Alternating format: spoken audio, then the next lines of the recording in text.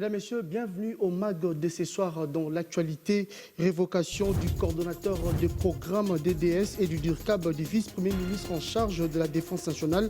Autant des signaux qui démontrent l'intransigeance de la République à négocier avec le M23.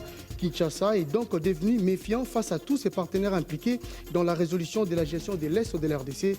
Que comprendre de tout cela, si pas que les Congolais soient devenus plus que jaloux de leur souveraineté?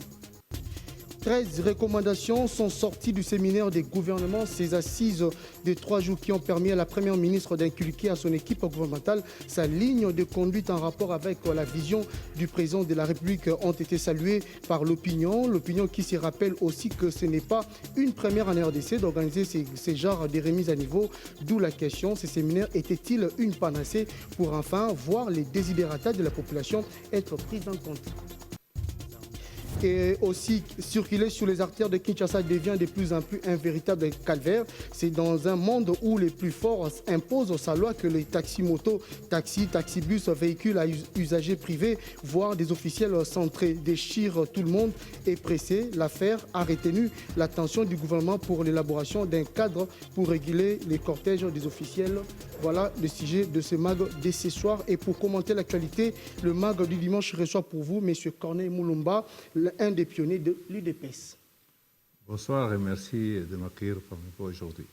Alors, d'entrée des jeux, M. Corneille Moulumba, quelles seraient vos propositions pour sortir l'UDPS de la crise actuelle? Moi, je ne parle pas de crise, moi je parle d'un cancer. L'UDPS est atteint d'un cancer. Et lorsque quelqu'un a un cancer, on ne le soigne pas avec des aspirines. Il faut un traitement de choc.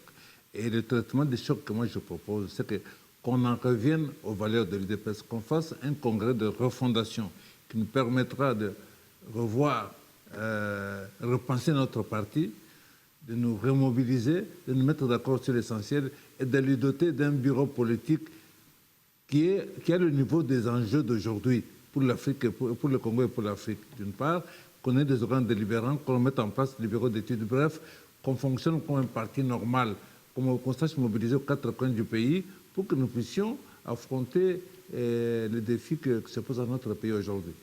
Merci, je reviens à vous après ceci.